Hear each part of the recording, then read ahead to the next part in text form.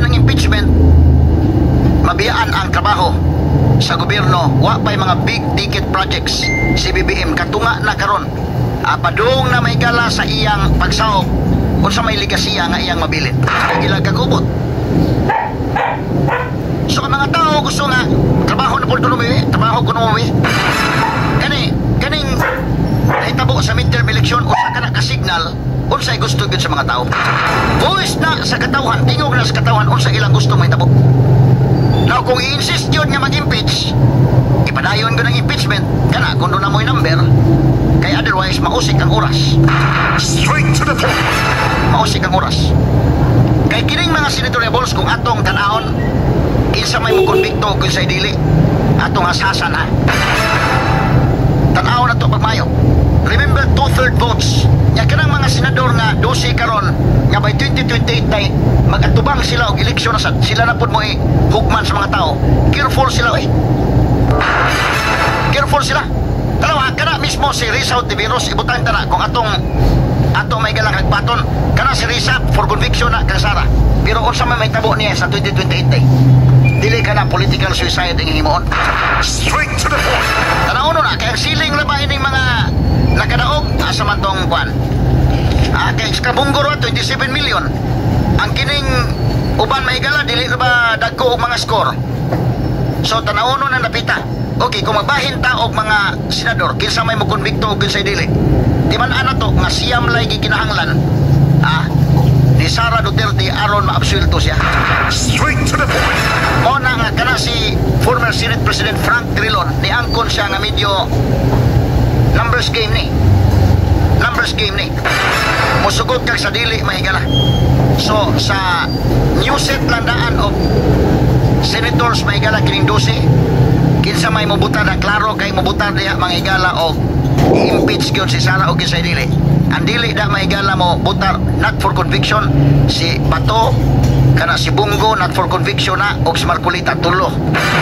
Kinsa may for conviction din na nga klaro gyud butanta si Erwin Tulfo klaro na. Kinis kay Tano gani mahigala medyo di ka pagkasiguro aning kay Tano gani kay si Alan Peter lahi pa itong baruganan.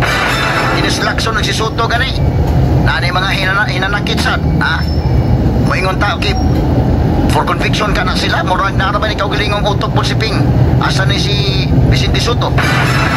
Gusto balikan mahigala ra gud kinani ang for emphasis balikan ra gud tong local absentee voting dong ang resulta dong dalawa sa pa kaning mga sakop sa sundalo o mga pulis sila may daghan mga uniform personnel. Nagpasabot ni nga ilang commander-in-chief na si BBM mo'y commander-in-chief sa armed forces nya doon na sila mahigala ilang chief of staff kini mga generals ngibutang din mga loyalista ng BBM.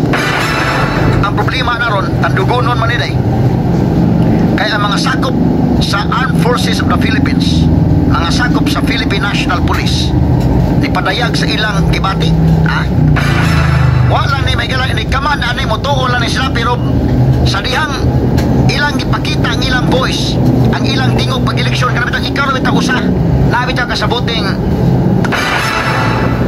precinct naka sa polling precinct ikaw ra usa kay dito nimo imong ipuhos ang imong gibati sus Duterte kayo ang 12 kabuok pulos mahigala gi-endorse si Presidente Duterte. Nagpasabot ni nga kanang inyong mga tao sa armed forces tandugonon kana mga tao sa PNP tandugonon nagsalot-salot na ninyo mga generals hasta ni ka Marcos nga siya mo commander-in-chief pero naguna-una na nga ikaw Marcos traitor ka gid saludo na sila pero ang ilang loyalty sakto masad dili ang loyalty ngadto sa commander-in-chief ang loyalty ngadto gyud mga higala ngadto gyud sa nasod ang pagbantay sa demokrasya sa nasod pagbantay og unsay atong direksyon ni natong nasod mga higala dili mga higala sa naglingkod labi na kung ang naglingkod mga higala questionable ang prinsipyo ang imong loyalty ngadto gyud sa imong yutang na tawhan mga kaigsunan.